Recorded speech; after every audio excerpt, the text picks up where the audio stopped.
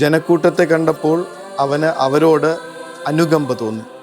പഴയ നിയമത്തിൽ സോളമൻ രാജാവിൻ്റെ മുൻപിൽ തൻ്റെ കുഞ്ഞ് രണ്ടായി ഇങ്ങനെ വെട്ടിപ്പിളർക്കപ്പെടുമെന്നറിഞ്ഞ നിമിഷത്തിൽ ഒരമ്മ ഇങ്ങനെ ഹൃദയം തകരുന്ന വേദനയോടുകൂടെ സ്വന്തം കുഞ്ഞായിട്ടും ആ കുഞ്ഞിനെ മറ്റൊരു സ്ത്രീക്ക് വിട്ടുകൊടുക്കാനായിട്ടുള്ള സമയത്ത് അവളുടെ ഹൃദയം അനുഭവിച്ചൊരു വേദനയെക്കുറിച്ച് വചനം പറയുന്നുണ്ട്.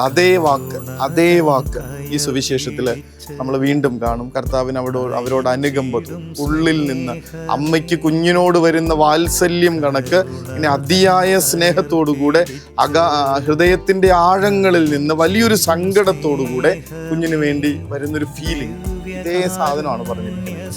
അവൻ അവരോട് അനുകമ്പ തോന്നി.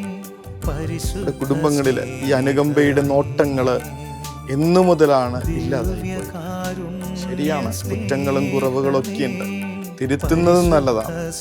പക്ഷേ നമ്മൾ നേരത്തെയും സൂചിപ്പിച്ചിട്ടുള്ളത് പോലെ ഒന്ന് ചേർത്ത് പിടിക്കാനായിട്ട്, സാരമില്ല എന്ന് പറയാനായിട്ട്, ഇത് നമുക്ക് ഒരുമിച്ച് പരിഹരിക്കാമെന്ന് പറയാനായിട്ട് ഒരു സപ്പോർട്ട് കൊടുക്കാൻ, അല്ലെങ്കിൽ പിന്നെ എന്തിനാണ് കുടുംബം? കുറ്റപ്പെടുത്താനും വിധിവാചകങ്ങൾ പറയാനും തിരുത്തിക്കൊണ്ടേയിരിക്കാനും അതൊരു കളിയാക്കലാക്കി മാറ്റാനും ഒക്കെ ചുറ്റും ഒരുപാട് പേര് കാത്തിരിപ്പുണ്ട്. നമുക്കറിയാവുന്നതാണ്. നമ്മളല്ലെങ്കിൽ പിന്നെ ആരാണ് ഇവരുടെ കുറവുകൾ മനസ്സിലാക്കണേ? ഇവരുടെ ബലഹീനതകളിൽ ഇവർക്ക് കരുത്ത് നൽകി കൂട്ടു നിൽക്കുന്നേ? ഇവരുടെ ഇടർച്ചകളിൽ സാരമില്ല എന്ന് പറഞ്ഞ് ഇവരെ തിരിച്ചെടുക്കാൻ നിൽക്കുന്നത്? കുടുംബത്തിൽ മാത്രം സംഭവിക്കുന്ന, കുടുംബത്തിന്റെ സ്നേഹം കൊണ്ട് മാത്രം സംഭവിക്കുന്ന ഒരു മാജിക്കാണ്. പരസ്ത്രീ ബന്ധത്തിൽ പിടിക്കപ്പെട്ട ഒരു ഭർത്താവ്, അയാള് ഭാര്യയുടെ കാല് പിടിക്കുന്നുണ്ട്. അറിയാതെ പറ്റിപ്പോയതാ, അകലെയായിരുന്നപ്പോൾ അറിയാതെ ഇങ്ങനെ പെട്ടുപോയതാ.